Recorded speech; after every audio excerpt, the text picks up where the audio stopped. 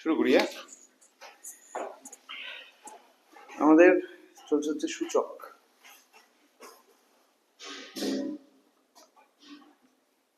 সূচক এর কষে দেখি কত, এটা কষে দেখি 2 এর 5 নম্বর। ঠিক আছে, কি বলেছে?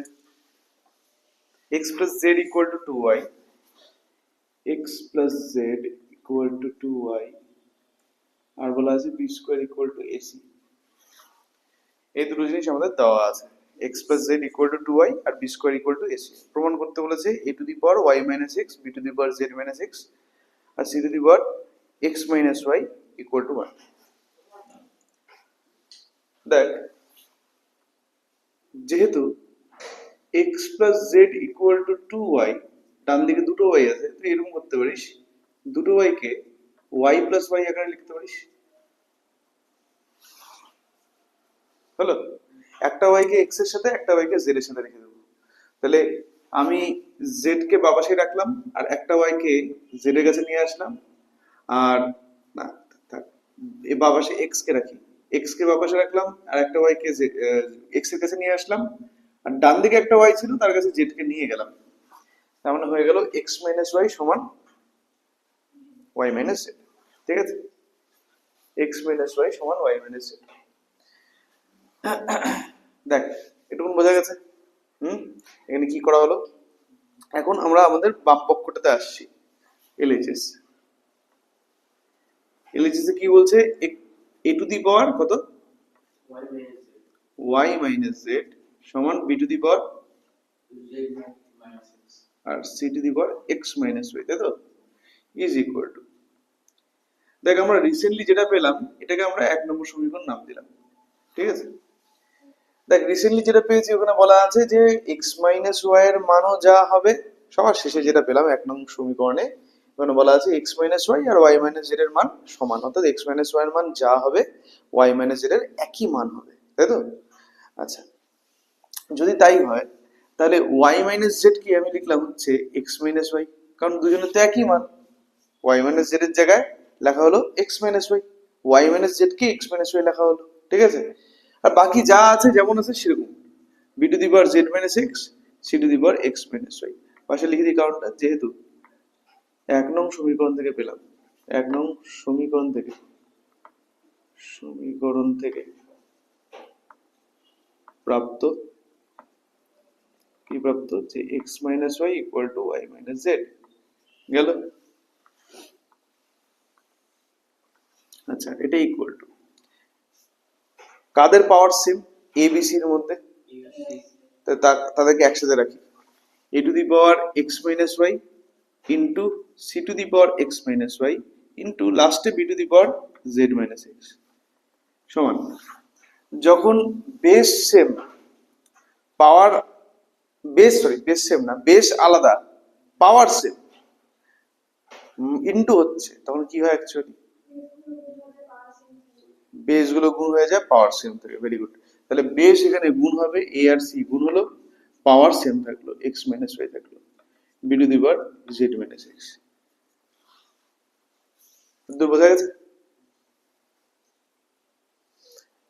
কোশ্চেনে AC ইকুয়াল টু বলা আছে কিছু একটা b স্কয়ার, তাহলে আমরা লিখে দিই AC এর জায়গায় b স্কয়ার, তাহলে b স্কয়ার এখানে হচ্ছে x minus y into b to the power z minus x। এখানে লিখে দিই, যেহেতু প্রদত্ত যে b square equal to AC is equal to b square তার পাওয়ারে x minus y, কি হয়ে যাবে? b স্কয়ার তার পাওয়ারে আবার x minus y, 2x minus 2y, তাহলে 2x minus 2y হলো into b to the power z minus x। Base same, power আলাদা, গুণ হচ্ছে, তাহলে পাওয়ার গুলো হয়ে যাবে যোগ করে দিলাম। b to the power দেখা যাচ্ছে 2x আর এখানে মাইনাস x আছে, মানে হয়ে গেল x, তার সাথে প্লাস z দেখতে পাচ্ছি, লিখলাম, আর সবার লাস্টে মাইনাস 2y কে লিখলাম, হয়ে গেল।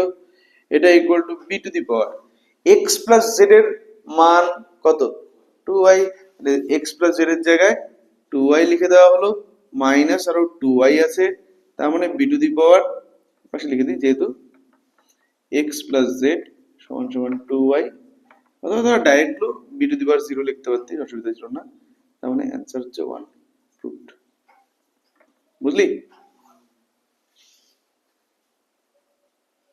কারো কোনো স্টেপে ডাউট আছে? সব স্টেপগুলো বোঝা যাচ্ছে না? ব্যাস, নেক্সট সমাধানের অঙ্কগুলো শুরু করবো, 9 অঙ্কগুলো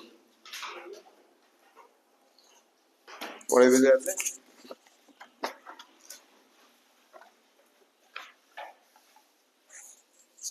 একটা অঙ্ক, 3টা অঙ্ক গ্যাপ, তারপরে অঙ্কটা, ঠিক আছে? আচ্ছা, এই সিস্টেম যাবো। 9-1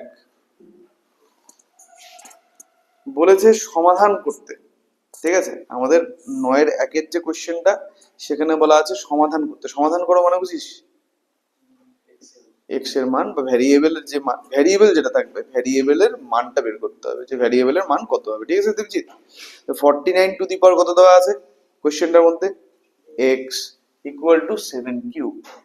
49 two the power x equal two 7 cube, ঠিক আছে? কি করব? এখন অবধি যেটা করে এসেছি সেটাই করব। যদি কোনো যৌগিক সংখ্যাকে দেখি, তাহলে ওইটাকে হয় মৌলিক সংখ্যা বা মৌলিক সংখ্যার পাওয়ারের আকারে প্রকাশ করব। তাহলে এখানে যৌগিক সংখ্যাটাকে 49, 49, ওটাকে কোন মৌলিক সংখ্যার উৎপাদক বা মৌলিক সংখ্যার পাওয়ারের আকারে প্রকাশ? 7 স্কোয়ার। তাহলে আমরা লিখে দিই 49 এর জায়গায় 7 square. 7 square whole to the power x হয়ে গেল, এটা ইকুয়াল টু 7 কিউব। 7 স্কোয়ারের পাওয়ারে এক্স মানে 7 টু দি পাওয়ার 2x, এটা ইকুয়াল টু 7 কিউব, ঠিক আছে? যদি কখনো এরকম হয়, নিয়ম হচ্ছে এটা, যে a two the power x সমান সমান a two the power y হলে কি হবে? x equal to y।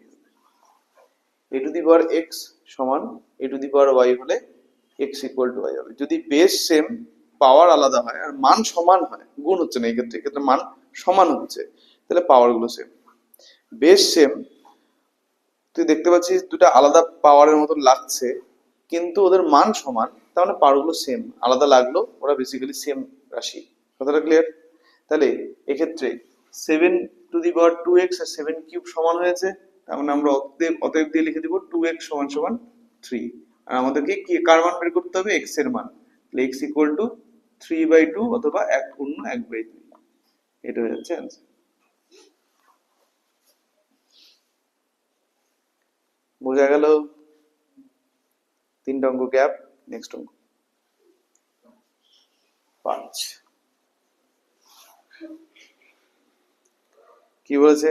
9 into 81 two the power x equal two 27 two the power 2 minus x. 9 into 81 two the power x equal two 27 two the power 2 minus x, তাই তো? 9 into 81 two the power x সমান 27 two the power 2 minus x. এটাকে সমাধান করতে হবে এবং কি করতে হবে? এক্স এর মান বের করতে হবে, ঠিক আছে জিৎ? এটা হচ্ছে সমাধানের অঙ্ক, অর্থাৎ এক্স এর মান নির্ণয়ের অঙ্ক। ক্লিয়ার দেবজিৎ, বুঝলি? আচ্ছা, এখন কি করে করবো এই অঙ্কটা দেখে নাও। 9 যা করি, যৌগিক সংখ্যা মানে মৌলিক সংখ্যার পাওয়ার বা মৌলিক সংখ্যার উৎপাদক হলো। এখানে কারা কারা যৌগিক সংখ্যা? 9, 81, 27, তিনজনই যৌগিক সংখ্যা। তো এদেরকে কোনো মৌলিক, ধরে না 9কে কোনো মৌলিক সংখ্যার পাওয়ারের আকারে বা উৎপাদকের আকারে প্রকাশ করা যায়? পাওয়ারটাকে ফার্স্ট প্রেফারেন্স দেব, ঠিক আছে? হ্যাঁ বল। 3 স্কোয়ার না, ইন্টু 81 কে 3 টু দি পাওয়ার 4, তাহলে whole to the power x থাকবে, এটা equal to 3 cube whole to the power 2 minus x, ঠিক আছে? 3 square into 3 to the power, এটা হয়ে গেল 4x, এটা equal to 3 to the power 6 minus 3x। এখানে পাওয়ার গুলো কি হয়ে যাবে? 2 প্লাস 4x সমান 3 to the power 6 minus 3x।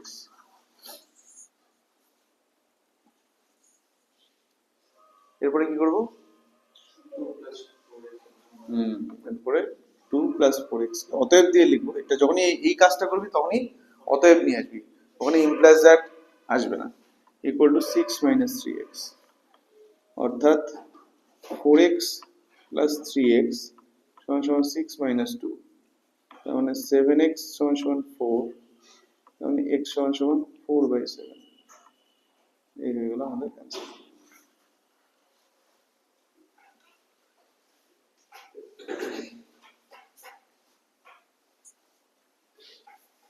ঠিক আছে, এই তো। তারপরে নেক্সট তাহলে কত নম্বর হবে? এমসিকিউ করবো না, সোজা চলে যায় তাহলে ইয়েতে 11তে, 11 এক। ঠিক আছে, 11। নেক্সট আমরা করছি 11 এক।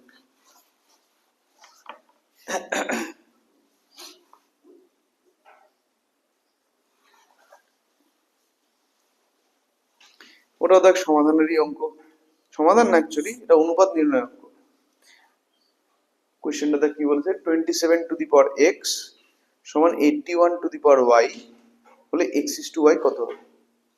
27 টু দি পাওয়ার এক্স সমান 81 টু দি পাওয়ার ওয়াই হলে এক্স ইস টু ওয়াই কত হবে? ঠিক আছে, তাহলে লিখি আগে জিনিসটাকে। 27 টু দি পাওয়ার এক্স সমান 81 টু দি পাওয়ার ওয়াই। কি করতে হবে? অনেক তো অঙ্ক করলি তোরা সূচকের, তো অভিজ্ঞতা তো কিছুটা হলো, তো অভিজ্ঞতা বেসিসে বল কি করা উচিত আমাদের? একদম মৌলিক সংখ্যার পাওয়ার বা উৎপাদক আকারে লিখবো। দেখ দুইটা তো মৌলিক সংখ্যার পাওয়ার হয়ে যাচ্ছে না, এখনই বললাম। একটা হচ্ছে 3 কিউব আর একটা হচ্ছে 3 টু দি পাওয়ার 4। অতএব অতএব therefore আরে কি বলছি, implies that 3 to the power 3x equals to 3 to the power 4y। এখন আসবে অতএব, অতএব দিয়ে কি লিখবো আমরা? ভেরি গুড, 3x সমান সমান 4y। পাওয়ার গুলো সমান হয়ে গেল, ঠিক আছে, 3x সমান 4y হলো, পাওয়ার গুলো সেম হয়ে গেল। আমাদের কি বের করতে বলছে? x is to y, x is to y মানে x by y। তাহলে x by y এর যদি আমরা বের করতে যাই, তাহলে x by y এটা আসবে কত? 4/3। অতএব implies that x is to y is equal to 4:3। এই হলো আমাদের অ্যান্সার। নেক্সট কোনটা হবে? 5।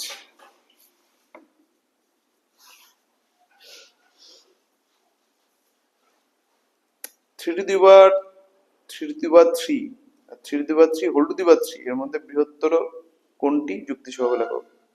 এই যে 3 to the power 3 to the power 3 R 3 to the power 3 whole to the power 3 এর মধ্যে বৃহত্তর কোনটি? কেন? একদম, এই প্রথমেরটা আর দ্বিতীয়টার মধ্যে তফাৎটা কি? দ্বিতীয়টা তো আমরা জানি, দ্বিতীয়টা আমরা করেছি। দ্বিতীয়টা হচ্ছে 3 to the power 3 whole to the power 3 মানে এখানে কি হয়ে যাবে? পাওয়ারে পাওয়ারে গুণ হয়ে যাবে, মানে 3 টু দি পাওয়ার কত হবে? 9 হবে। ঠিক আছে, তাই না? তাই তো শিখেছি যে পাওয়ারের উপরে পাওয়ার থাকলে পরে কি হয়, যে পাওয়ার তারপরে যদি হোল টু দি পাওয়ার দিয়ে কিছু থাকে তাহলে পাওয়ার গুলো গুণ হয়ে যায়, সেটাই হলো। কিন্তু এটার কেসটা কি? এর কেসটা হচ্ছে মানে কি, যে এই যে থ্রিটা দেখতে পাচ্ছি, এই থ্রিটা গোটাটার পাওয়ার না, এই থ্রিটা হচ্ছে শুধুমাত্র এই তিনটার পাওয়ার। কথাটা ক্লিয়ার? আন্ডারলাইন কাকে করলাম দেখলি? 3 to the power 3 whole 3 to the power 3 তার পাওয়ারে 3 মানে হচ্ছে এই যে থ্রিটা সবার উপরে যে থ্রিটা আছে সেটা কার পাওয়ার? সেকেন্ড থ্রি তার পাওয়ার। ঠিক আছে, তাকে আন্ডারলাইন করা হলো। এখন তুই বল যে 3 এর পাওয়ারে 3 থাকলে কত হয় উত্তর? 3 এর পাওয়ারে 3 থাকলে 27। তাহলে 3 টু দি পাওয়ার সবার বেস হচ্ছে 3, এই তিনটা এখানে বসলো, আর এর যে উত্তর, এর উত্তর হয়ে গেল 27। তাহলে প্রথম রাশিটার মান হয়ে গেল 3 টু দি পাওয়ার 27 আর পরের রাশিটার মান হলো 3 টু দি পাওয়ার 9। ঠিক আছে, তাহলে কোনটা বড়? অবভিয়াসলি প্রথম একটা 27 একটা। অতএব যেহেতু 3 to the power 27 greater than 3 to the power 9, তাই 3 to the power 3 whole to the power 3 is greater, sorry, 3 to the power 3 তার power cube is greater than 3 to the power 3 whole to the power 3।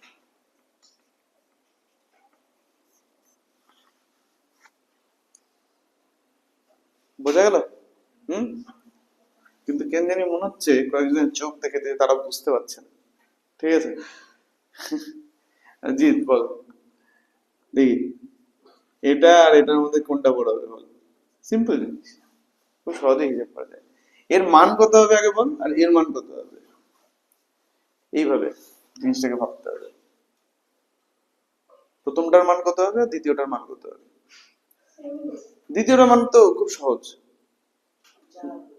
দ্বিতীয় মান হয়ে যাবে 4, মানে শুধু 4 না 2 two the power 4, তাহলে 2 টু দি পাওয়ার 4, তাই তো, 2 টু দি পাওয়ার 4 হয়ে গেল। আর তার উপরটা এটাও তো 4, 2 টু দি পাওয়ার 4 ই হবে। তার মানে এরা দুজন সমান, এরা কেউ কারোর থেকে বড় ছোট না। ঠিক আছে, আচ্ছা চল তাহলে একটু বড় ছোট বানাই। 4 to the power 4 to the power 4 আর 4 to the power 4 whole to the power 4, কোনটা বড় হবে?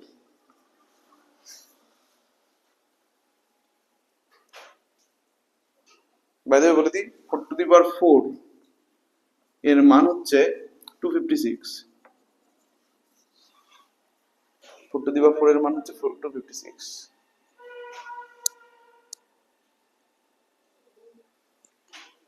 এটা ইকুয়াল টু কত হবে বল, পারবি?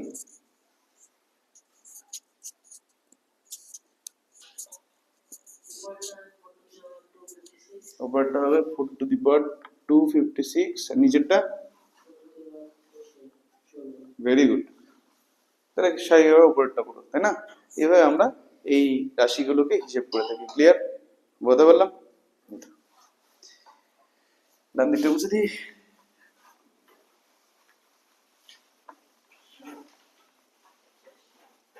আচ্ছা এখন কোনটা করব, এখন আরো কয়েকটা সূচকের অঙ্ক করব। ঠিক আছে, আরো কিছু সূচকের অঙ্ক করব। যেমন করব হচ্ছে 11/4, সেম মেথড ব্যাক প্রসিডিওর। ঠিক আছে, 11/4 করব। 11/4 কি বলছে, কিউব রুট ওভার কত দিনে বলছে, cube root 1/64 to the power 1/2। আচ্ছা, cube root 1/64 to the power 1/2, cube root 1/64 to the power 1/2। যেটা করি ওটাই করি, যৌগিক সংখ্যা দেখা মাত্রই মৌলিক সংখ্যায় কনভার্ট। ঠিক আছে, তাহলে কত হবে? আচ্ছা তার আগে আর তার সাথে সাথে আরেকটা কাজও করা যায়, এই কিউব রুটের মানেটাও লেখা যায়। কিউব রুটের মানে জানি কি ছিল, হোল টু দি পাওয়ার 1/3। সঠিক উত্তর হচ্ছে whole to the power 1/3। Cube রুটের সঠিক উত্তর হচ্ছে whole to the power 1/3, not 3/2, not 2/3, 1/3। ঠিক আছে, তাহলে এটা হচ্ছে 1/64 টু দি পাওয়ার 1/2 তার পাওয়ারে 1/3। ঠিক আছে, ক্লিয়ার? আচ্ছা 64 এর মানেটা লিখবো, বা 1/64 এর মানেটা লিখবো। 1/64 মানে কি? 64 মানে কোন মৌলিক সংখ্যার পাওয়ার? হ্যাঁ মানে পরে রুটটা উঠিয়ে দিলে বলি। আচ্ছা 64 মানে কোন মৌলিক সংখ্যার পাওয়ার, আর পাওয়ারটা কত? 2 এর পাওয়ার কত? হ্যাঁ 2 এর পাওয়ার 6। এটা খেয়াল রাখবি, মৌলিক সংখ্যার পাওয়ার জিজ্ঞেস করছে, যৌগিক সংখ্যা। তাহলে 1/2 টু দি পাওয়ার 6 হয়ে গেল। আর আরেকটা কাজ করা যায়, সেটা হচ্ছে এই পাওয়ারে পাওয়ারে গুণ হয়ে যাবে না, পাওয়ারে পাওয়ারে গুণ করে দিই, গুণ করলে কত হয়? 1/6। ঠিক আছে, তাহলে 1/2 হোল 1/2 টু দি পাওয়ার 6 আর তার পাওয়ারে 1/6 কি হবে? 1 এর পাওয়ারও 1/6 হবে, আবার 2 টু দি পাওয়ার 6 নিচে আছে, তার পাওয়ারও 1/6 হবে। আমরা জানি যে লব বাই হর হোল টু দি পাওয়ার দিয়ে যদি কিছু থাকে, সে পাওয়ারটা দুজনের মাথাতেই বসে যায়। ঠিক আছে, তাহলে পরে এটা ইকুয়াল টু 1 টু দি পাওয়ার 1/6 কত হবে? 1 two the power 1/6, 1 two the পাওয়ার 1/6 এর মান 1ই হবে। 1 এর পাওয়ার যাই হোক না কেন, উত্তর সর্বদা 1। ঠিক আছে, 1 টু দি পাওয়ার 1/6। ক্লিয়ার, নিয়মটা ভুলবি না। 1 এর পাওয়ারে যাই বসুক না কেন, উত্তরটা সবসময় কত হবে? 1ই হবে। তাহলে এটা হয়ে গেল 1। আর নিচে 2 টু দি পাওয়ার 6 আর 1 তার পাওয়ারে 1/6 কত হবে? 2 হবে। নিচে হয়ে গেল 2। এটাই আমাদের উত্তর।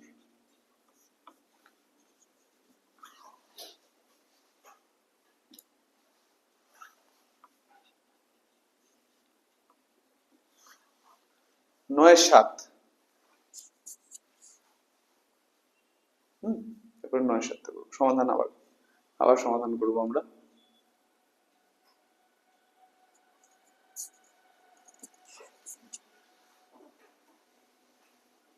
কি বলছে 6 two the power 2x plus 4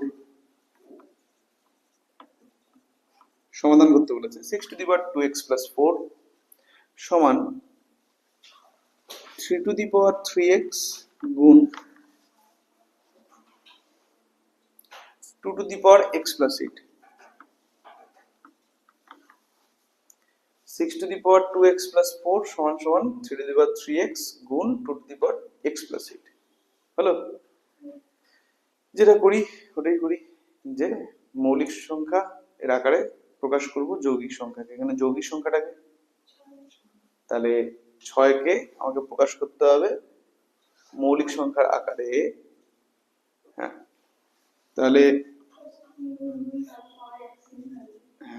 3 into 2 করলাম 6 কে, তার পাওয়ারে আমি লিখলাম 2x প্লাস 4 সমান সমান 3 টু দি পাওয়ার 3x গুণ 2 two the power x plus 8 অর্থাৎ 3 এর পাওয়ারে 2x প্লাস 4 হবে গুণ দিয়ে 2 এর পাওয়ারে 2x প্লাস 4 হবে সমান 3 এর পাওয়ারে 3x হবে গুণ 2 এর পাওয়ারে x প্লাস 8 হবে।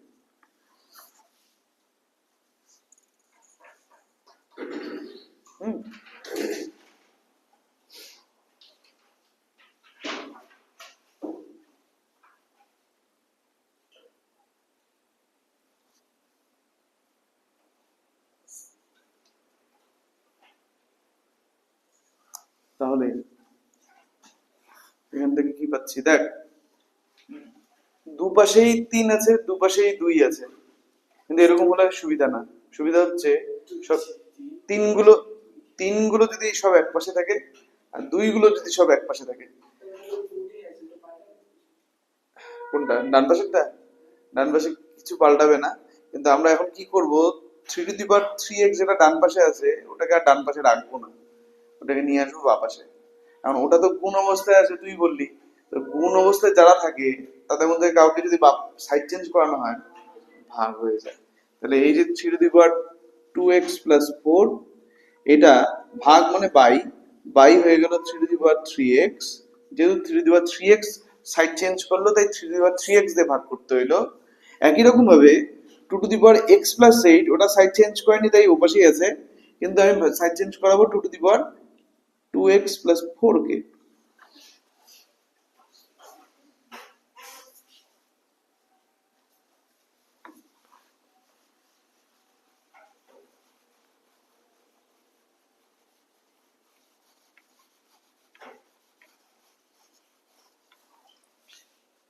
তাহলে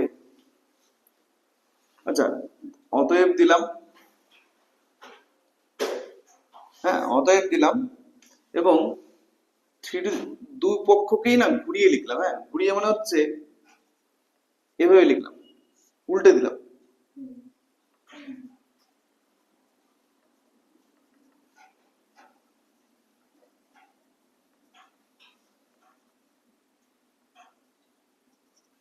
উভয় পক্ষকেই জাস্ট অনন্যক নিলাম উভয় পক্ষের, ঠিক আছে।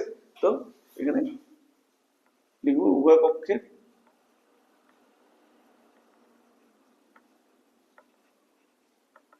অন্যান্যকের মান বসিয়ে পেলাম।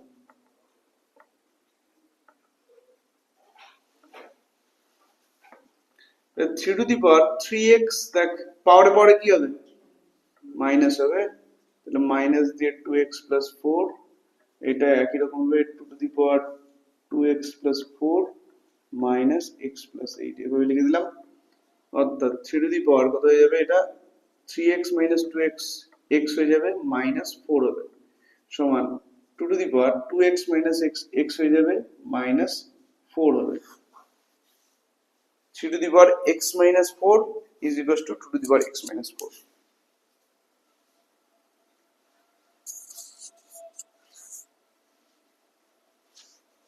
বেস আলাদা পাওয়ার সেম মান সমান, বেস আলাদা পাওয়ার সেম মান সমান যখন এরকম আরেকবার বলো একবার। অত কিছু দরকারই নেই, এটা মনে রাখবি যেটা বলছি, ঠিক আছে? তুই দুইকে বাবাসা নিয়ে আয়, তারপরে কর, তার থেকে যা উত্তর পাবি। এখন এই নিয়মটাকে যখনই এরকম কেস আসবে তখন এই নিয়মটাকে প্রয়োগ করবি, তাহলেও একই উত্তর আসবে, ঠিক আছে? নিয়মটা কি? নোট, যদি যদি A not equal to B হয় এবং A to the power x equal to B to the power x হয়, তবে এক্স ইকুয়াল টু জিরো। যদি এ আর বি বেস যদি অসমান হয়, বেস সমান না, আমি ক্লিয়ারলি বুঝতে পারছি, কিন্তু তা সত্ত্বেও একই পাওয়ারের জন্য ওদের মান সমান, এটা তখনই সম্ভব যদি পাওয়ারটা জিরো হয়, ঠিক আছে? পাওয়ারটা জিরো ছাড়া সম্ভব না। হ্যাঁ, তার মানে আমাদের এখানে পাওয়ার কত দেখতে পাচ্ছি, এখানে তো বেশ অসমান না, পাওয়ারটা কত দেখতে পাচ্ছি, সেম দেখতে পাচ্ছি, কত আছে, এক্স মাইনাস ফোর। তাহলে আমি কি লিখবো, অতএব এক্স মাইনাস ফোর সমান সমান জিরো, যেহেতু three not equal to two. X minus four যেহেতু জিরো, তো এক্স এর মান কত, চার। বোঝা গেল?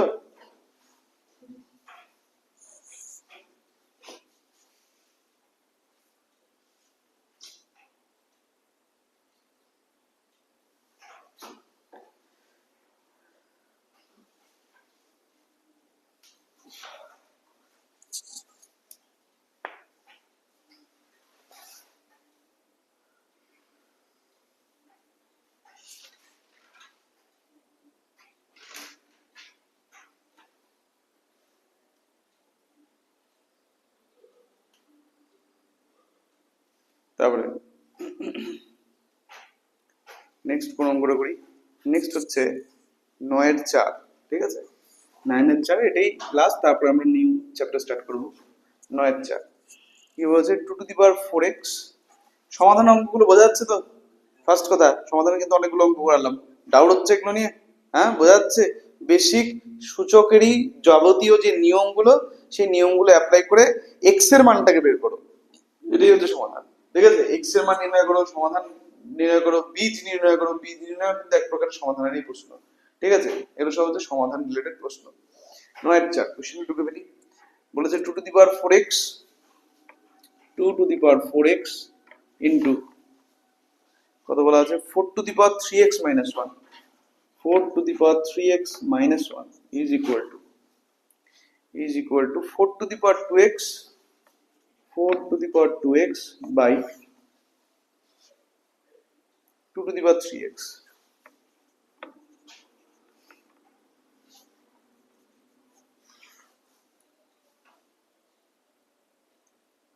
হলো?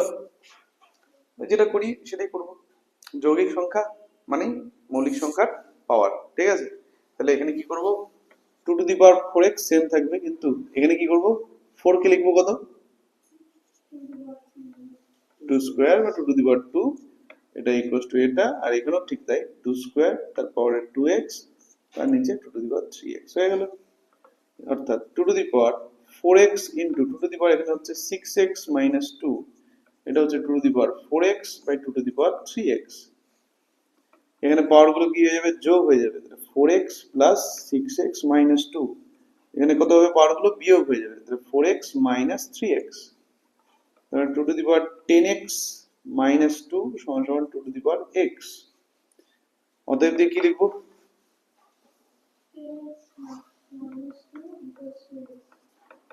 ইকুয়াল টু এক্স, তার মানে ten x minus x equal to two, তার মানে nine x equal to two, অর্থাৎ x equal to two by nine.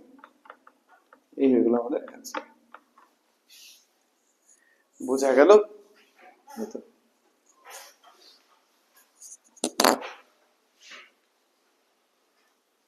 তাহলে আমরা এখন নতুন চ্যাপ্টার স্টার্ট করব।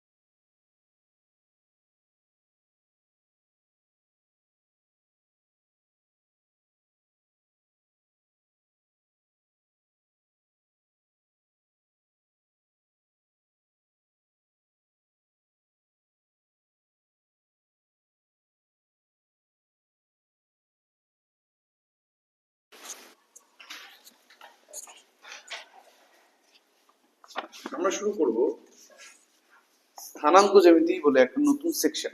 ঠিক আছে, স্থানাঙ্ক জ্যামিতি, দূরত্ব নির্ণয়, মোস্ট প্রবাবলি 2004 নম্বর চ্যাপ্টার। স্থানাঙ্ক জ্যামিতি, দূরত্ব নির্ণয়, এটা একটা নতুন সেকশন স্টার্ট হয়েছে। এই সেকশনটা নিয়ে আগে কোনো কাজ করেছি তোরা। স্থানাঙ্ক জ্যামিতি, দূরত্ব নির্ণয়।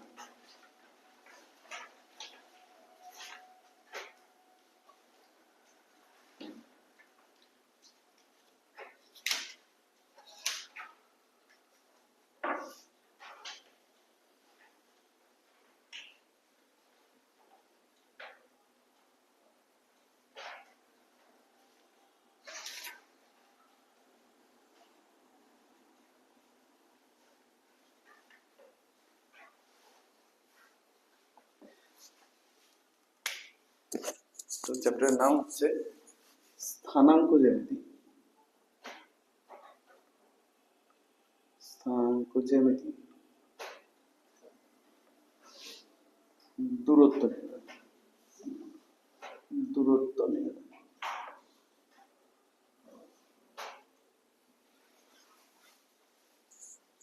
হ্যালো, দেখ এটা আসে হচ্ছে লেখচিত্র চ্যাপ্টার থেকে।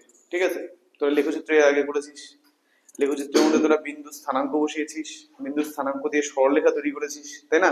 এই কাজগুলো তোরা ক্লাস 8 এ করে এসেছিস অলরেডি। তো এই চ্যাপ্টারের মধ্যে আমাদেরকে গ্রাফ পেপার দেওয়া হবে না। এই চ্যাপ্টারটার জন্য কোনো গ্রাফ পেপার থাকবে না। ঠিক আছে, এই চ্যাপ্টারের কাজ গ্রাফ পেপারে না, খাতা কলমেই। ঠিক আছে, কিন্তু এখানে আমাদের স্থানাঙ্কগুলোর একটা অ্যাপ্রক্সিমেট আইডিয়া লাগবে। তোমাকে জানতে লাগবে যে কোন কোন বিন্দু কোন কোয়াড্রেন্টে হয়। ঠিক আছে, কোন বিন্দু কোন স্থানাঙ্ক কোন পাদে থাকে আর কি। ঠিক আছে, প্রথম পাদ, দ্বিতীয় পাদ, তৃতীয় পাদ, চতুর্থ পাদ, এই চারটা কোয়াড্রেন্টের মধ্যে কোন কোয়াড্রেন্টের মধ্যে কোন ধরনের বিন্দুগুলো দেখতে পাওয়া যায়। এখন এই যে কোয়াড্রেন্ট গুলো, এগুলো তৈরি হয় কি করে? দুটো অক্ষ দ্বারা, এক্স অক্ষ আর ওয়াই অক্ষ। মনে করার চেষ্টা কর, লেখচিত্র যখন আমরা ড্র করতাম তখন আমরা এই দুটো অক্ষ পরস্পর লম্ব অক্ষ ড্র করতাম লেখচিত্রের মধ্যে স্কেল টেলের সাহায্যে। আমাদের এইবার আমরা, তুই যদি তোর যদি ঠিকঠাক হয় আঁকাটা, মোটামুটি হাত দিয়ে আঁকতে পারিস, যে মনে করিস যে পেন্সিল স্কেল ইউজ করবি, স্কেলও ইউজ করতে পারিস, পেন্সিলের দরকার নেই, পেন দিয়ে সবকিছু চলবে। ঠিক আছে, তো কি হবে, আমরা খাতার মধ্যেই, নর্মাল খাতার মধ্যেই আমরা এক্স অক্ষ আর ওয়াই অক্ষকে ড্র করলাম। ঠিক আছে, এক্স অক্ষ আর ওয়াই অক্ষকে ড্র করলাম। তো আমরা জানি যে এক্স অক্ষ আর ওয়াই অক্ষ এরা একে অপরকে যে বিন্দুতে ছেদ করে সেই ছেদ বিন্দুর নাম কি? মূল বিন্দু। এই এটাকে বলা হয় মূল বিন্দু। এর স্থানাঙ্ক হচ্ছে 0,0, তাই না? সব ধরনের বিন্দু অবধি যাত্রা এই বিন্দুর থেকে স্টার্ট হয়। ঠিক আছে, মানে আমি যে কোনো বিন্দুর স্থানাঙ্ক বা যে কোনো বিন্দুর অবস্থান, স্থানাঙ্কর কাজ কি, এই যে চ্যাপ্টারের নাম বলা হয়েছে স্থানাঙ্ক। স্থানাঙ্ক কি জিনিস এবং স্থানাঙ্কের কাজটা কি? তো স্থানাঙ্ক বেসিক্যালি এই বিন্দুগুলোর অবস্থানগুলো। ঠিক আছে, যখনই আমরা কোন একটা বিন্দুর অবস্থান লিখতাম ক্লাস 8 এ, ঠিক আছে, তখন কিভাবে লিখতাম? 2,1, 3,5, -2,3। ঠিক আছে, এভাবে একটা বিন্দুকে লেখা হতো। তো ওই যে 2,5 লেখা হলো একটা বিন্দুর স্থানাঙ্ক, একটা বিন্দুর স্থানাঙ্ক 2,5 লেখা হলো। 2,5 বিন্দু শুনলি তো? এটা কোন কোয়াড্রেন্টে থাকবে? ফার্স্ট, সেকেন্ড, থার্ড কোয়াড্রেন্টের মধ্যে, ফার্স্ট কোয়াড্রেন্টের মধ্যে।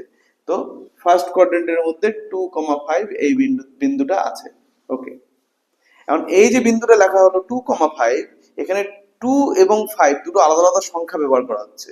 2 এর নিজস্ব একটা নাম আছে, 5 এর নিজস্ব একটা নাম আছে। 2 কে কি বলা হয়? বিন্দুটার ভুজ। আর 5 কে কোটি। তাহলে আমরা বলে থাকি যে ফার্স্ট যে ভ্যালুটা এটা হচ্ছে ভুজ, আর সেকেন্ড ভ্যালুটা হচ্ছে কোটি। ঠিক আছে, তাহলে এইভাবে আমরা ভুজ এবং কোটি বলে দুটো সংখ্যা পাই। এই দুটো সংখ্যার সাহায্যেই দ্বিমাত্রিক তলে, দ্বিমাত্রিক, কেন দ্বিমাত্রিক বলা হচ্ছে? তার কারণ এখানে দুটো অক্ষকে ইউজ করা হচ্ছে, তাই দ্বিমাত্রিক। এক একটা অক্ষকে এক একটা মাত্রা হিসেবে ট্রিট করা হচ্ছে। ঠিক আছে, তো মাত্রা কি জিনিস? মাত্রা মানে হচ্ছে যে জিনিসটাকে আমি দেখতে পারবো, ধরতে পারবো, নাকি শুধু টাচ করতে পারবো। ধরতে পারবো, টাচ করতে পারবো, অনেক একই সেন্সে তারা দেখতে পারবো, টাচ করতে পারবো, না গ্র্যাব করতে পারবো। ঠিক আছে, তিন ধরনের শুধু দেখতে পারা, টাচ করতে পারা এবং গ্র্যাব করতে পারা। মানে এই বোর্ডের উপর আমি যেগুলো লিখছি সেটাকে তুই হাতের মুঠোর মধ্যে গ্র্যাব করতে পারবি? পারবি না। যা লেখা হচ্ছে পারবি না। কিন্তু যদি আমি এই বাক্সটার কথা বলি, বাক্সটাকে কি হাতের মুঠোর মধ্যে গ্র্যাব করতে পারবি? পারবি। তার মানে এই যেটা তুই গ্র্যাব করতে পারিস সেটা হচ্ছে ত্রিমাত্রিক। ঠিক আছে? যেটা গ্র্যাব করতে পারবি, যেটা হাতের মুঠোর মধ্যে ধরতে পারবি, যেটাকে মধ্যে কথা তুই জড়িয়ে ধরতে পারবি বা ধরতে পারবি, উঠিয়ে নিয়ে যেতে পারবি, সেটা হচ্ছে ত্রিমাত্রিক। কিন্তু যেটাকে শুধু টাচ করা যাবে তারা প্রত্যেকে হচ্ছে দ্বিমাত্রিক। যেমন এই লেখাগুলো, এই লেখাগুলো যে বসছে এরা সবাই দ্বিমাত্রিক। ক্লিয়ার? তো দ্বিমাত্রিক ত্রিমাত্রিক ক্লিয়ার বলতে পারলাম। এখন যখন দ্বিমাত্রিক হয়, এটা দ্বিমাত্রিক কেন হয়? একটা তলের উপর জন্য এটা দ্বিমাত্রিক হয়। ঠিক আছে? আর ত্রিমাত্রিক কেন হয়? ওটা স্পেসের মধ্যে আছে জন্য ত্রিমাত্রিক। এই যে জায়গাটা, এই জায়গাটাও কিন্তু একটা শূন্যস্থান। ঠিক আছে? যেখানে আমরা সবাই বসে আছি, দাঁড়িয়ে আছি। ঠিক আছে? তো এই যে শূন্যস্থান, এই শূন্যস্থানের মধ্যে যতগুলো বস্তু আছে ইনক্লুডিং আমরা, ঠিক আছে, আমরা হচ্ছে একটা থ্রি ডি অবজেক্ট হিসেবে কাজ করছি। আর এই যে এখানে এখানে আমি যেই কথাগুলো লিখছি এই প্রত্যেকটা কথা হচ্ছে 2D অবজেক্ট। তো 2D অবজেক্ট মানে এখানে দুটো মাত্রা আসছে। 2D অবজেক্ট মানে দুটো মাত্রা দিয়ে তৈরি হচ্ছে, তারা হচ্ছে এক্স অক্ষ আর ওয়াই অক্ষ। আর 3D অবজেক্ট যখন আসবে তখন 3D নামেই আছে, 3 ডাইমেনশন, তিনটা মাত্রা। ঠিক আছে? তো তিনটা মাত্রা দিয়ে তৈরি হচ্ছে একটা ত্রিমাত্রিক বস্তুগুলো। ওগুলো আছে আমাদের ক্লাস 10-এ। ঠিক আছে? আপাতত আমাদের এই সিলেবাসে শুধুমাত্র দ্বিমাত্রিক বস্তুদের নিয়ে কাজ আছে। ঠিক আছে? তো এই যে দ্বিমাত্রিক তল বা একটা সমতল, এই তলের উপর যে কোনো বিন্দু, সেটাকে তোমাকে যদি বোঝাতে হয় তাহলে তোমাকে দুটো সংখ্যার সাহায্য নিতে হবে। প্রথম সংখ্যাটাকে বলা হচ্ছে ভুজ এবং দ্বিতীয় সংখ্যাটাকে বলা হচ্ছে কোটি। আর ভুজ আর কোটির মেজারমেন্টটা কি করে হতো এটা একটু মনে করিয়ে দিই। তো ভুজ আর কোটির জন্য আমরা কি করতাম? সর্বপ্রথমত যে বিন্দুটা দেখতে পাচ্ছি সেই বিন্দুটার থেকে লম্ব ড্র করতাম। কার উপর? এক্স অক্ষের উপর। যে বিন্দুটা দেখতে পাবো সেই বিন্দুর থেকে এক্স অক্ষের উপর লম্ব ড্র করবো। তো ওই যে লম্ব বিন্দু, যে লম্বটা যেখানে ছেদ করলো এক্স অক্ষকে, আমরা কি করব? মূল বিন্দু থেকে সেই ছেদ বিন্দুর দূরত্বটা দেখবো কত আসে। ঠিক আছে? মূল বিন্দু থেকে সেই ছেদ বিন্দুর দূরত্ব দেখবো কত আসে। তো সেই যে দূরত্বটা, সেই দূরত্বটাকেই বলা হয় ভুজ। এই দূরত্বের মান যত হয়, এই যে দূরত্বটা, এই দূরত্বটা কোশ্চেনে বলা আছে কত? 2। তাহলে এই দূরত্বটা হচ্ছে 2। হলো? একই রকম ভাবে তুমি যে বিন্দুটার থেকে এক্স অক্ষের উপর লম্ব ড্র করেছো, ওই লম্বেরও নিজস্ব একটা দৈর্ঘ্য আছে, সেই দৈর্ঘ্যটাকেই বলা হয় কোটি। ঠিক আছে? তাহলে এইভাবে আমরা ভুজ এবং কোটি বলে দুটো রাশি পাই। এগুলো সব ভালো করে বুঝে নিব আমরা, কারণ এগুলো দিয়ে কিন্তু এবার ক্যালকুলেশন হবে। ঠিক আছে? এখনো অবধি এগুলো জিনিস আমাদের কোনো ক্যালকুলেশনে লেগেছিল? লাগেনি। এগুলো শুধুমাত্র বিন্দুগুলোকে বসানোর জন্য লাগতো, কিন্তু এখন থেকে কিন্তু এগুলো ক্যালকুলেশনও লাগবে। ঠিক আছে? তো ক্লিয়ার হচ্ছে জিনিসটা? ভুজ কি জিনিস আর কোটি কি জিনিস? তো যে কোনো বিন্দুর ভুজ আর কোটি পেতে হলে কি করতে হবে? ওই বিন্দু থেকে এক্স অক্ষের উপর লম্ব ড্র করতে হবে। উদাহরণ আরো, ধরে নে এই বিন্দুটা, এটাকে নাম দিলাম পি বিন্দু বা P3 বিন্দু। এই P3 বিন্দু যেটা আছে, এই P3 বিন্দুর থেকে আমি এক্স অক্ষের উপর লম্ব ড্র করব। তার মানে ক্লিয়ারলি এই লম্বটাকে আমাকে এভাবে ড্র করতে হবে, একই না? হলো? তো যেখানে ছেদ করলো সেই ছেদ বিন্দুটার নাম দিলাম সাপোজ N3 বিন্দু। ঠিক আছে? N3 বিন্দু। তাহলে P3 N3। ক্লিয়ার? নামটা এরকম দিচ্ছি তার কারণ জিনিসটা থার্ড কোয়াড্রেন্টে করছে, তাই 3 দিয়ে বোঝাচ্ছি। ঠিক আছে? P3 বিন্দু, N3 বিন্দু। হলো? এখন আমি তোকে বললাম যে এই যে মূল বিন্দু থেকে N3 দূরত্ব হচ্ছে 4 একক, আর এই লম্বের দৈর্ঘ্য হচ্ছে 2 একক। তাহলে P3 স্থানাঙ্ক কত হবে? হ্যাঁ, শুধুমাত্র দূরত্বটাকে দেখলেও হবে না, এক্ষেত্রে দেখতে হবে যে এই দূরত্বগুলো মাপা হচ্ছে এক্স অক্ষের কোন দিক বরাবর, ওয়াই অক্ষের কোন দিক বরাবর। যদি এক্স অক্ষ, কোনটাকে? এই যে এটাকে এক্স ড্যাশ এক্স প্রাইম যেটা ইচ্ছে বল। ঠিক আছে? তো আমাদের দেখতে হবে যে বিন্দুটার থেকে যে লম্বটা ড্র করলাম, তারপরে এই যে দূরত্বগুলো মাপছি, এই দূরত্বগুলো কোন অক্ষ বরাবর মাপা হচ্ছে? ধনাত্মক এক্স অক্ষ না ঋণাত্মক এক্স অক্ষ? ধনাত্মক ওয়াই অক্ষ না ঋণাত্মক ওয়াই অক্ষ? উদাহরণ, যেমন এই P3 আর N3 যে দূরত্বটা, এই যে দূরত্ব P3 N3 দূরত্ব, এই দূরত্বটাকে যখন মাপছি তোর কি মনে হচ্ছে? যাবো তো হচ্ছে N3 থেকে P3 দিকে, মানে আমাকে কি করে মেজারমেন্টটা করতে হবে, দেখ আমাদের মেজারমেন্টটা করতে হবে মূল বিন্দু থেকে P3 তে যেতে হবে। এমন না যে P3 থেকে মূল বিন্দুতে যাচ্ছি, তা না, আমরা মূল বিন্দু থেকে P3 তে যাচ্ছি। তো মূল বিন্দু থেকে P3 তে যদি যেতে হয়, এই হলো রাস্তা। তাহলে প্রথমে আমি মূল বিন্দু থেকে রওনা হলাম, মূল বিন্দু থেকে রওনা হয়ে আমরা গেলাম হচ্ছে N3 তে, ঠিক আছে। এই যাত্রাটা এক্স অক্ষের কোন দিক বরাবর হলো, ধনাত্মক না ঋণাত্মক দিক? ঋণাত্মক দিক, তার মানে এটা +4 না, এটা -4 অ্যাকচুয়ালি, ঠিক আছে। এর জন্য এই 4-এর জন্য যে ভুজটা পাওয়া যাবে, এই 4-এর জন্য যে ভুজটা আসবে সেই ভুজটা হবে -4, ক্লিয়ার? তাহলে এখানে লিখে দিলাম পাশে -4। আর যখন আমরা N3 থেকে তারপরে P3 তে যাব, তখন ওয়াই অক্ষের উপর মানে উপরের দিক হচ্ছে ধনাত্মক ওয়াই অক্ষ, নিচের দিক মানে হচ্ছে ঋণাত্মক ওয়াই অক্ষ। তো আমরা ঋণাত্মক ওয়াই অক্ষ বরাবর গেলাম না ধনাত্মক ওয়াই অক্ষ বরাবর, এই জন্য এটা হয়ে গেল -2। তাহলে P3 বিন্দুর ভুজ হয়ে গেল -4, কোটি হয়ে গেল -2, ক্লিয়ার? এভাবে কোন বিন্দু কোন কোয়াড্রেন্টে আছে এই জিনিসগুলোকে আমরা আগে অ্যানালাইজ করতাম, ঠিক আছে? এতদূর বোঝা গেছে? ওকে, মুছে দিই ছবিটা। হ্যাঁ, আচ্ছা,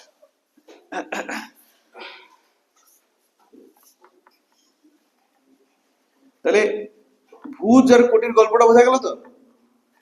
গুড। এখন দেখ,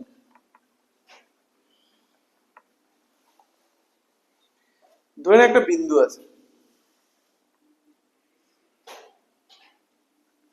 দুটো বিন্দু আছে, দুটো বিন্দু আছে। একটা হচ্ছে P1, যার স্থানাঙ্ক হচ্ছে x1, y1, ঠিক আছে। আর এটা হচ্ছে Q1, যার স্থানাঙ্ক হচ্ছে x2, y2, ঠিক আছে। অবশ্য দুটো বিন্দু আমি নিলাম, একটু অন্য কালি ইউজ করি, বোঝাতে সুবিধা হবে।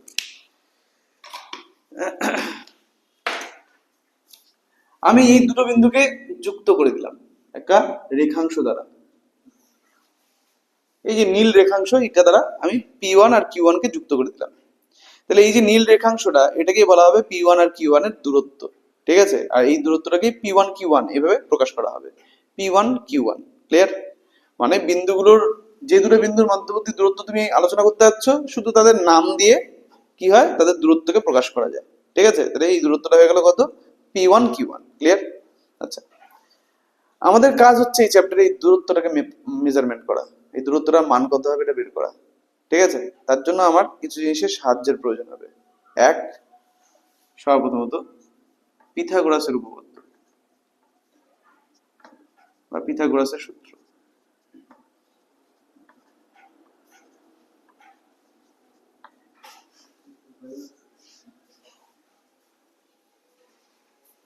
পিথাগোরাসের সূত্র, পিথাগোরাসের সূত্রটা কি হয়? এর আগে মনে হয় বলেছিলাম কোনো এক তোদের পিথাগোরাসের সূত্রের ব্যাপারে। যাই হোক, মনে না থাকলে আমি বলে দিই। পিথাগোরাসের সূত্র হয়, পিথাগোরাস বেসিক্যালি একটা সমকোণী ত্রিভুজের ক্ষেত্রে অ্যাপ্লিকেবল হয়। সমকোণী ত্রিভুজ, সমকোণী ত্রিভুজ মানে বোঝা জানা আছে তো? সমকোণী ত্রিভুজ কি জিনিস, কি হয় সমকোণী ত্রিভুজের মধ্যে? একটা কোণ 90 ডিগ্রি থাকে, তাহলে এই কোণটা হচ্ছে 90 ডিগ্রি, হলো? ধরে নিচ্ছি এটা হচ্ছে এবিসি বলে একটা সমকোণী ত্রিভুজ। 90 ডিগ্রির বিপরীত বাহুটাকে জানি কি বলে? তাহলে এই যে এসি, এসি কে বলা হচ্ছে অতিভুজ, ঠিক আছে। এই অতিভুজ ছাড়া আরো দুটো বাহু থাকে, তাদের একজনকে বলা হয় ভূমি, একজনকে বলা হয় লম্ব, ঠিক আছে। তো আর ভূমি আর লম্ব কিন্তু সুইচেবল, মানে পাল্টাতে পারে, ঠিক আছে। পাল্টাতে পারে মানে হচ্ছে যে ভূমি তাকে লম্ব হিসেবে ট্রিট করা যেতে পারে, যে লম্ব তাকে ভূমি হিসেবে ট্রিট করা যেতে পারে, ঠিক আছে। মানে তুমি এখন যে অবস্থায় দেখছো সেটা হচ্ছে মনে হবে যেন বিসি ভূমি আর এবি লম্ব, কিন্তু তুমি যদি এই সেম ছবিকে আমার এই সাইড থেকে দেখো আর এই দিক থেকে যদি আমি দেখি, তাহলে আমার মনে হবে যেন এডির ভূমি আর ডিসি লম্ব, ঠিক আছে। তাহলে লম্ব আর ভূমি হচ্ছে সুইচেবল, লম্ব আর ভূমি পাল্টাতে পারে, ঠিক আছে। পাল্টাবে বলতে কি, এদের দুজনের মধ্যেই কেউ না কেউ হবে, একজন লম্ব হলে আরেকজন ভূমি হবে, ক্লিয়ার? বলতে পারলাম? কিন্তু একজন কনস্ট্যান্ট থাকে, সেটাকে অতিভুজ। অতিভুজ পাল্টায় না। অতিভুজ এর আরেকটা মিনিংও হয়, অতিভুজ মানে হচ্ছে 90 ডিগ্রির বিপরীত বাহু, তাই তো? কিন্তু তাছাড়া অতিভুজের আরেকটা বৈশিষ্ট্য হয়, সেটা হচ্ছে সমকোণী ত্রিভুজের সব থেকে বড় বাহু হচ্ছে অতিভুজ, সমকোণী ত্রিভুজের সর্বাপেক্ষা বৃহৎ বাহু হচ্ছে অতিভুজ, ক্লিয়ার? কথাটা বলতে পারলাম এতদূর? তো এই যে লম্ব, ভূমি এবং অতিভুজ, এই তিনটা দিয়ে পিথাগোরাসের একটা সূত্র আছে। সেই সূত্রটা হচ্ছে, কারো জানা আছে? একদম, অতিভুজের স্কয়ার সমান সমান লম্ব স্কয়ার যোগ ভূমি স্কয়ার। ঠিক আছে, তো সূত্রটা হচ্ছে যে সমকোণী ত্রিভুজের ক্ষেত্রে, সমকোণী সমকোণী ত্রিভুজের ক্ষেত্রে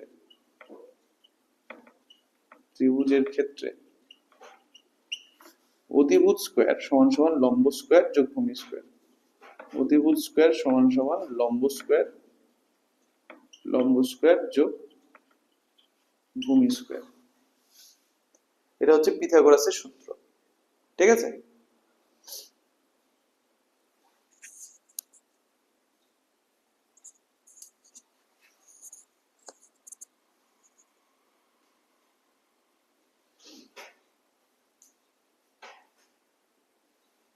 হলো, এটা বোঝা গেল। এটাকে বলা হয় পিথাগোরাসের সূত্র। হ্যাঁ, এখন এই যে সূত্র, এই সূত্রকে কাজে লাগিয়ে আমরা ওই দূরত্বটাকে বের করব। P1 Q1 যে দূরত্বটা আমাদের বের করার কথা ছিল, সেই দূরত্বটা বের হবে পিথাগোরাসের সূত্রকে কাজে লাগিয়ে। কি করে দেখ, সর্বপ্রথমত P1 থেকে এই P1 Q1 দূরত্বটা বের করার জন্য, আচ্ছা এই দূরত্বটাকে কিছু একটা নাম দিয়ে দিই। P1 Q1 কে x নাম দিলাম। ঠিক আছে, হ্যাঁ, দূরত্বটাকে আমরা x নাম দিলাম। তো x এর মান x নেক্সট x1 y1 তে ইউজ হচ্ছে, তোরা নাম দে হচ্ছে d নাম দে, ক্যাপিটাল D বা স্মল d, যেটা ইচ্ছা। হুম হুম তাহলে P1 থেকে আমরা কি করলাম, এই x1 আর y1 এর মানটাকে কাজে লাগানোর জন্য P1 থেকে লম্ব ড্র করলাম আর ফুট পয়েন্টের নাম দিলাম n1। একই রকম ভাবে Q1 থেকেও লম্ব ড্র করলাম এবং সেই ফুট পয়েন্টের নাম দিলাম হচ্ছে r1। হলো, P1 থেকে Q1 r1 এর উপর লম্ব ড্র করলাম, সেই ফুট পয়েন্টটাকে নাম দিলাম হচ্ছে s1।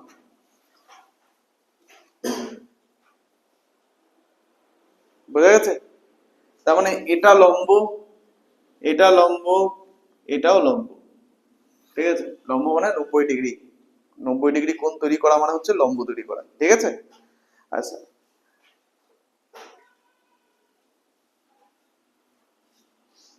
এই ছবি থেকে আমাদেরকে এখন বের করতে হবে সর্বপ্রথমত ON1। ON1, এই যে O, এই যে N1, ON1 ইকুয়াল টু কত? আমরা যেগুলো বের করব আগে লিখে নিই। OR1 ইকুয়াল টু কত? PN1 ইকুয়াল টু কত? Q1 R1 ইকুয়াল টু কত? আমাদের লাগবে হচ্ছে P1 S1 ইকুয়াল টু কত এবং Q1 S1 ইকুয়াল টু কত। এই 6টা জিনিস আমাদের লাগবে। ঠিক আছে, এই ছবির থেকে এই 6টা জিনিস আমাদের প্রয়োজন। সর্বপ্রথমত one problem at a time, ON1 এর মান কত? ছবির মধ্যে ON1 এর মান কত হবে?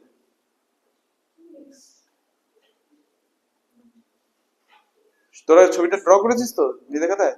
হ্যাঁ, সব সব বিন্দু স্থানাঙ্ক ফানাঙ্ক গুলো সব বসানো হয়ে গেছে তো? ওকে, তাহলে এখন ON1 এর মান কত হবে? Very good, x1। ON1 এর মান হচ্ছে x1। কেন? আরে P1 বিন্দুর থেকে লম্ব তো। আর আমরা কি জানি, মূল বিন্দু থেকে ওই লম্বের পাদবিন্দুর যে দূরত্ব সেটাই হচ্ছে ভুজ। তাহলে P1 এর থেকে যেহেতু ড্র করা হয়েছে, তাহলে P1 এর ভুজ কত? x1। এই জন্য ON1 এর মান x1 হয়ে গেল। সহজ জিনিস। ঠিক আছে, গেল। ON1, N1 টা কোথা থেকে ড্র করা হয়েছে? N1 টা আসছে কার জন্য?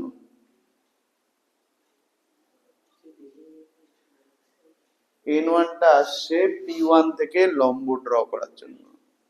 P1 থেকে x অক্ষের উপর, P1 থেকে x অক্ষের উপর লম্ব ড্র করা হয়েছে।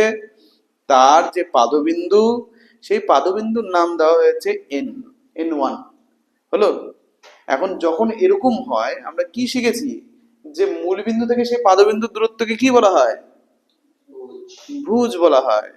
তাহলে কোশ্চেন হচ্ছে N1 টা কোন বিন্দুর থেকে লম্ব ড্র করা হয়েছিল?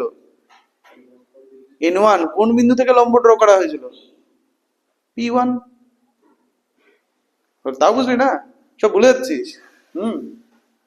চাপ বেশি নিয়ে যাচ্ছিস তো। শোন, সহজ হিসাব, অত কিছু না দেখে শুধু P1 আর P1 N1 আর ওর দিকে চোখটাকে রাখ, ঠিক আছে? আর অন্য সব বিন্দুগুলো সরিয়ে দিতে, তাহলে বুঝিয়ে যাবি জিনিসটা, ঠিক আছে? P1 বিন্দু ছিল, ওখান থেকে কি করা হলো, লম্ব ড্র করা হলো, কার ওপর, এক্স অক্ষের উপর, এইটুকুন ক্লিয়ার? সেই এক্স অক্ষের লম্বর পাদবিন্দু যেখানে ছেদ করলো আর কি লম্বটা, ওটাকে বলা হচ্ছে লম্বের পাদবিন্দু, ওটার নাম দেওয়া হলো কি N1। এতদূর ক্লিয়ার? এখন মূল বিন্দু থেকে N1 এর দূরত্বটাকে মাপা হচ্ছে। মূল বিন্দু থেকে এই যে দূরত্ব, লম্বের পাদবিন্দুর দূরত্ব, কোন বিন্দু থেকে লম্বের, P1 বিন্দু থেকে লম্বের পাদবিন্দুর দূরত্ব, সেই দূরত্বকে কি বলা হয়, সেই দূরত্বকে বলা হচ্ছে ভুজ। সেই দূরত্বকে আমরা ভুজ বলে থাকি। তুই ভুজের সংজ্ঞাটা মনে কর, ভুজের সংজ্ঞা কি ছিল, কোনো একটা বিন্দু থেকে এক্স অক্ষের উপর লম্বের পাদবিন্দুর দূরত্ব, কার থেকে, মূল বিন্দুর থেকে, মূল বিন্দু থেকে সেই লম্বের পাদবিন্দুর দূরত্ব, সেটাকে বলা হয় ভুজ। মূল বিন্দু ছবি থেকে, ওটা ওটা নিয়ে তো কনফিউশনের কোনো জায়গা আসে না, ঠিক আছে? হুম, কোথায় বলতো, ও P_N1 Q1 N1 R1, Q1 R1, তুই বুঝলি এখন? তাহলে P_N1 এর সরি O_N1 এর মান কত? O_N1 কি জিনিস, P1 এর কি হলো, ভুজ। আচ্ছা, P1 এর কোটিটা তাহলে কি হবে ছবিতে, y তো অবশ্যই হবে, ওটা তো মান। ছবিতে কোন জিনিসটা P1 এর কোটি?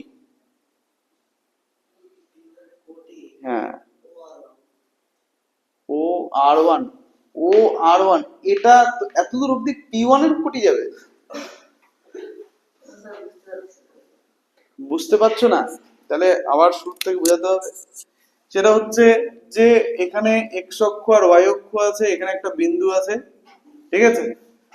এক্স অক্ষ আছে, ওয়াই অক্ষ আছে, এখানে একটা বিন্দু আছে, সেই বিন্দুর ভুজ হচ্ছে এ, কোটি হচ্ছে বি।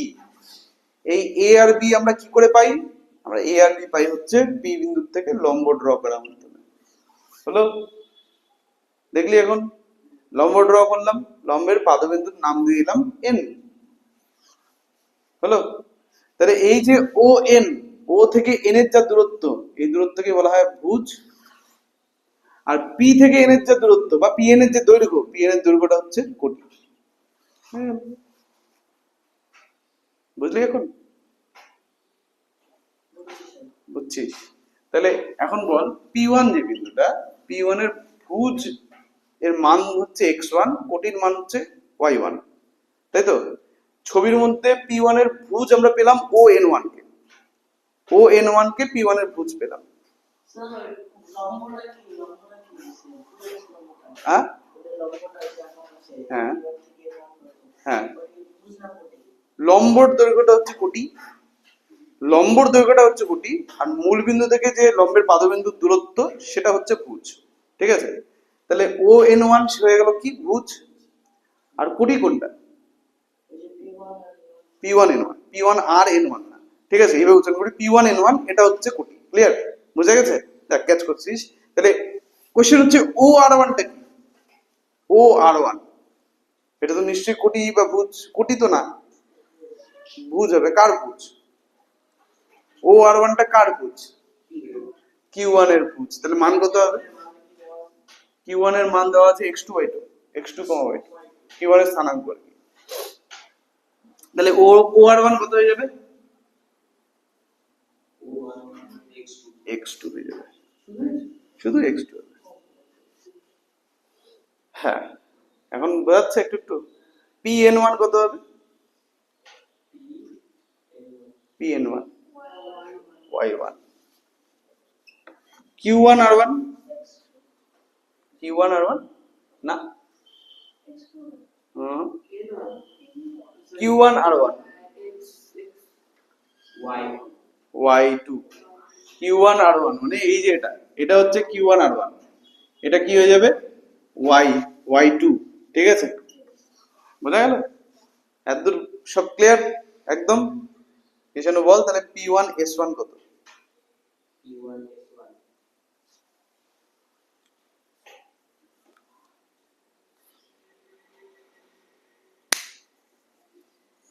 P1 S1 তাহলে কত হবে?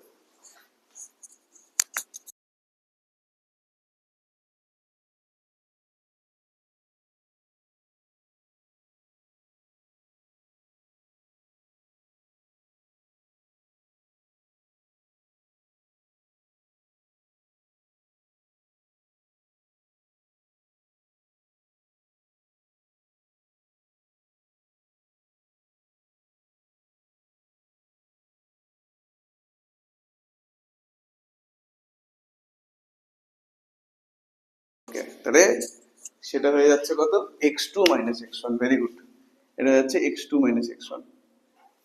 কারণ প্রশ্ন আছে কোনো যে কি করে x2 মাইনাস x1 হলো? p1 s1 এর মান, p1 s1 এর মানটা x2 মাইনাস x1 যে কি করে হলো? খুব সহজ। কি দেখ, এই গোটাটা কত, OR1, ছবিতে দেখ OR1 কত, দেখ ট্যালি কর, OR1 কত,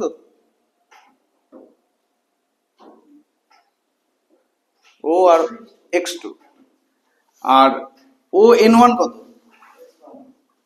তাহলে N1 R1 কত,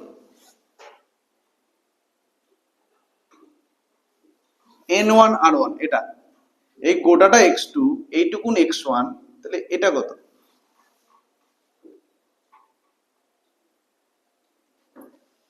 পুরোটা 10, এইটুকুন 2, তাহলে এটা কত, 8। এত সহজে বলে দিলি। তাহলে পুরোটা x2, এটা x1, এটা কত, x2 মাইনাস x1 হলো। তাহলে n1 r1 হয়ে যাচ্ছে x2 মাইনাস x1 হলো। এখন দেখ এখানে একটা আয়তক্ষেত্র তৈরি হয়েছে না, এই আয়তক্ষেত্রের, তাহলে আয়তক্ষেত্রের বৈশিষ্ট্য কি, বিপরীত বাহুগুলোর মান সমান হয়। তাহলে পরে n1 r1 এর যা মান হবে p1 s1 এর একই মান হবে, একই না? p1 s1 এর মান হয়ে গেল কত, x2 মাইনাস x1। ঠিক আছে, বলতে পারবি q1 s1 এর মান কত? ভেরি গুড, তাহলে q1 s1 এর মান একই রকম ভাবে y2 মাইনাস y1। ঠিক আছে, q1 s1 এর মান একই রকম ভাবে y2 মাইনাস y1, তাহলে q1 s1 হচ্ছে y2 মাইনাস y1। দেখ এত কিছু বের করলাম, কিন্তু মেইন কাজ যেটা ওইটাই করলাম না, p1 q1 এর মান, তাই না? p1 q1 এর মান কোথাও দেখতে পাচ্ছিস? কোথাও বের করিনি। এখন দেখ বের করব, সেটা কি, এখনো অবধি পারি নাই বের করতে, এখন আমার কাছে যথেষ্ট ক্ষমতা আছে বের করার। ঠিক আছে, সেটা কি, ছবিতে একটা ত্রিভুজ দেখা যাচ্ছে, হ্যাঁ কি না? কিরকম ত্রিভুজ? সমকোণী ত্রিভুজ। সমকোণী ত্রিভুজের তিনটা বাহু, লম্ব, ভূমি আর অতিভুজ। তো তার মধ্যে থেকে ধরে নিচ্ছি q1 s1 হচ্ছে লম্ব, কাকে লম্ব ধরবি, q1 s1 কে তো, আর ভূমি কাকে ধরবি, p1 s1 কে, p1 s1 কে। আচ্ছা, তাহলে লম্বের মান জানা আছে y2 মাইনাস y1, ভূমির মান জানা আছে x2 মাইনাস x1, বাকি থাকলো কে, p1 q1 বা অতিভুজ বা d, তাই তো? তাহলে আমরা অতিভুজ, লম্ব আর ভূমির মধ্যে কি কোনো নিয়ম জানি? পিথাগোরাস, তাই না? পিথাগোরাস কি বলছে, যে অতিভুজ স্কয়ার সমান সমান লম্ব স্কয়ার যোগ ভূমি স্কয়ার, অতিভুজ স্কয়ার সমান কি হয়, লম্ব স্কয়ার যোগ ভূমি স্কয়ার। তাহলে অতিভুজ স্কয়ার মানে কি, অতিভুজের মান কত, কত লেখা হয়েছে, কত ধরেছি আমরা, অতিভুজের মান d square is equal to, d square is equal to কি হবে, লম্ব স্কয়ার। ছবিতে লম্বের মান কত, y2 minus y1, y2 minus y1, তাই না? আফসার তুই তো একটু আগে বললি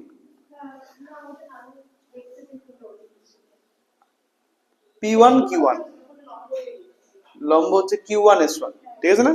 আর ভূমি মান ওই লেখা আছে বোর্ডে, x2 মাইনাস x1, তাহলে এটা হচ্ছে x2 minus x1 whole square.